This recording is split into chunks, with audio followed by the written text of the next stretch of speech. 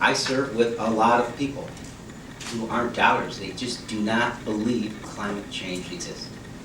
All right? And these are folks who make the decisions on what legislation hits the floor. My first term in Congress, we passed the Waxman bill. Didn't get out of the Senate.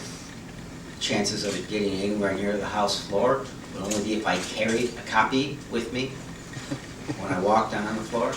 It's just not going to happen. So that's an area of concern. But remember, these are also folks who don't believe in evolution. And I'm convinced that if it didn't agree with their policy subset, they wouldn't believe in gravity. And honestly, we were at the Field Museum earlier today.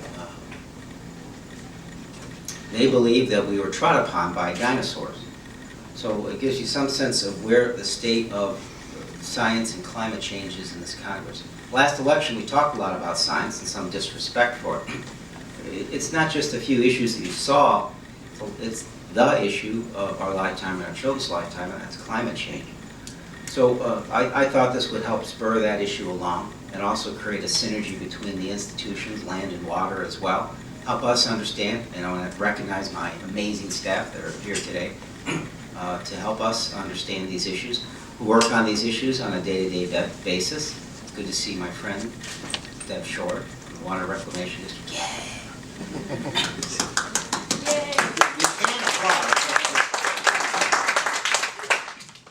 Yesterday we were at the Botanic Garden Forest Preserve District, Lincoln Park Zoo.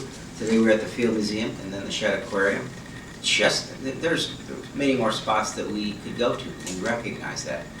But we wanted to give a flavor of where those very popular institutions are and the extraordinary assets they are, the work that they're doing, the knowledge that they bring forward, to try to bring that to the public. And the bottom line reason is this, folks. When I taught environmental policy at Loyola, the thing I learned is that it creeps up in the polls in popularity and relevance to the general public in good times. In an economic downturn, especially one that's the greatest we've ever had since the Great Depression, it slips. And that should not be the case. And this is an issue we should have in energy policy, for example. We should be dealing with climate change in good times and bads to get rid of the canard that's either the environment or the economy. So that's part of our reasoning for moving forward with this today, and to bring together these great minds to talk about this issue, because there is a lot of work to do.